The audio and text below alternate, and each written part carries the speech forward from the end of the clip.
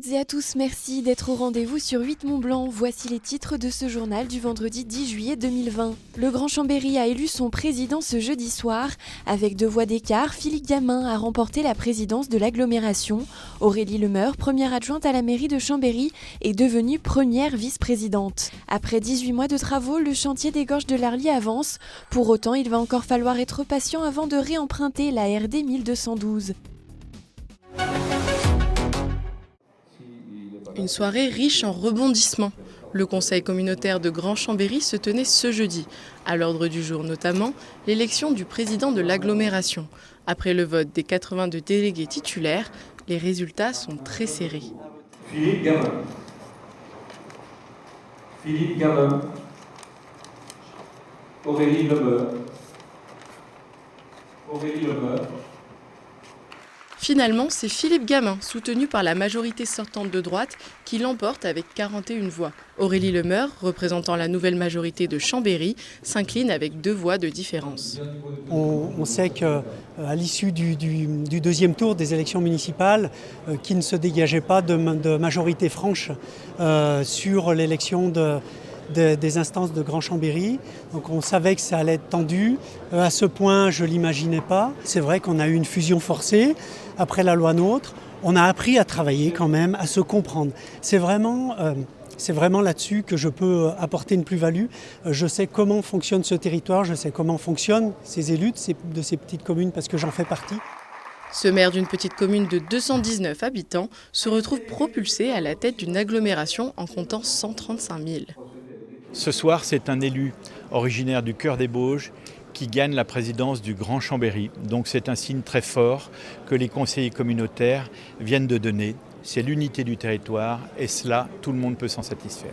Souhaitant composer avec la majorité de la ville-centre, Philippe Gamin propose de surseoir au vote des vice-présidents à l'exception d'un obligatoire. Le nom de Corinne Wolf, maire de Vimines, est évoqué. Aurélie Lemeur demande alors une suspension de séance. Ok, d'une demi-heure. Après négociation entre les 2 parties, Corinne Wolf se désiste pour laisser la place à Aurélie Lemeur. L'adversaire de Philippe Gamin est élu première vice-présidente avec 95% du suffrage exprimé. C'est un symbole fort qui a été donné. C'est vrai que j'avais présenté Corinne Wolf parce que pour moi c'était un poste provisoire, après discussion, et c'était très bien cette levée de séance qui a été faite.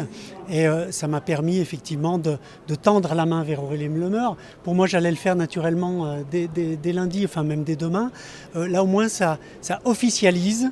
On a un président et une vice-présidente et on va travailler ensemble. Sans donner le poids de la candidature que je portais, le contraire aurait été très bloquant et vraiment pas du tout dans le sens d'une gouvernance apaisée et en très peu de temps.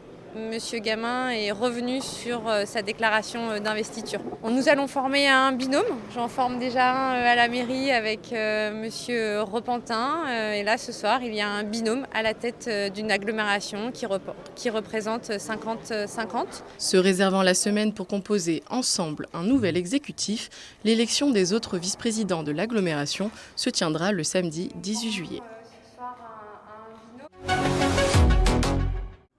Un îlot vert au cœur de la ville. Depuis quelques années, à Annecy, le haras s'anime chaque été.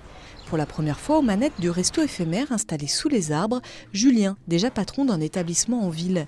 Une première saison bousculée par la crise du Covid. Habituellement, les portes du haras s'ouvrent début mai. Il a donc perdu 1 mois d'activité. Les restaurants ont été autorisés à rouvrir le 2 juin. Tout ce qu'on a pu faire en amont, qui ne nécessitait pas de budget particulier, on l'a fait, on l'a préparé. Mais tout ce qui était, on va dire, pécunier, financier, c'était en stand-by, quoi. Parce qu'une saison où on a investi quand même un certain budget dans du matériel et qu'on n'est pas sûr d'ouvrir, on a le droit de se poser quelques questions. Les gens ne sont pas frileux, voire même des fois il faut les freiner un petit peu. Mais c'est un peu ce que j'appréhendais. Depuis 1 mois, la même routine. Avant l'arrivée des premiers clients, il faut ouvrir les tentes, installer les tables, préparer les repas, mais aussi désinfecter, remplir le gel, marquer les distances et mettre les masques. Des contraintes qui ont un coût, près de 800 € chaque mois. On a mis des bouts de bois, étant donné qu'on est à la terre, on ne peut pas mettre d'autocollants ou de choses comme ça. Donc on vérifie que ce soit bien espacé. On nettoie les supports, les plexis, les choses comme ça. De porter le masque avec la chaleur qu'il fait, là, c'est une horreur. En restauration, on bouge beaucoup, donc on a du mal à respirer. Là, j'ai une serveuse qui a même des petites plaques rouges qui apparaissent à force de porter le masque. À midi, l'équipe s'active. Les plats se suivent, les tables ne désemplissent pas. Chaque jour, une centaine de couverts est servi au déjeuner. C'est une chance d'être là et je pense d'autant plus après confinement parce que du coup, on a un espace en pleine nature qui est très aéré, qui est très espacé, contrairement à certaines terrasses en vieille ville. Donc c'est le lieu parfait, on va dire, du déconfinement, quoi. Et puis pour nous, voilà, c'est un cadre magique au quotidien. 600 kg de foin, 400 kg de paille, 75 mètres de grillage et autres rouleaux de fer ou toiles de jute. Voilà ce qu'il a fallu aux artistes participant au concours de sculpture sur paille de Valloire pour réaliser leurs œuvres. Atteignant jusqu'à 6 mètres de hauteur et représentant des personnages géants ou des animaux et autres objets, elles sont à admirer tout au long de l'été dans la capitale de la sculpture éphémère. Habituellement international, le concours a cette année été réservé aux seuls sculpteurs français. On écoute 2 témoignages au micro de Fanny de Vilaine. Gérard Ragone, c'était le directeur de l'Office du tourisme, donc il y a 12-13 ans. Et on a réfléchi ensemble pour faire un concours qui pourrait ressembler au concours de sculpture sur neige l'hiver. Donc, c'est-à-dire de faire des pièces monumentales. Donc on a réfléchi aussi à un matériau qui est renouvelable et éthique. Et on est tombé là-dessus sur la sculpture sur foin. Après, moi, j'ai cherché un peu comment on pouvait faire. Et j'ai mis en œuvre pendant 3 ans. J'ai expérimenté ici. Donc, j'ai fait des pièces comme ceci, monumentales, mais moins bien quand même, parce que je cherchais les différentes techniques pour les réaliser. C'est un matériau qui est inhabituel. C'est pas considéré comme un matériau noble. C'est pas ni de la pierre, ni le bois, ni le bronze. On est dans un matériau qui ne se modèle pas en lui-même. On ne peut pas véritablement modeler la paille ou le foin. On est obligé de monter une structure comme un squelette humain. Puis ensuite, on travaille les lignes, les contours, les volumes à travers des tiges de fer à béton. Et ensuite, on vient vraiment donner comme la peau de la sculpture avec du grillage et du foin. Des artistes postulent avec un projet dessiné ou une maquette.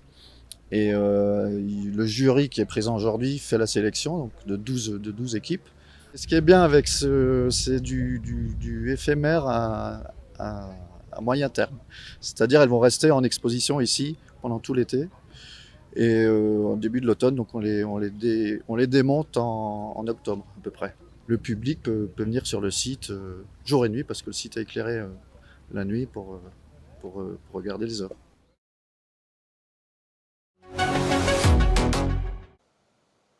La route des Gorges de l'Arly poursuit son programme de sécurisation.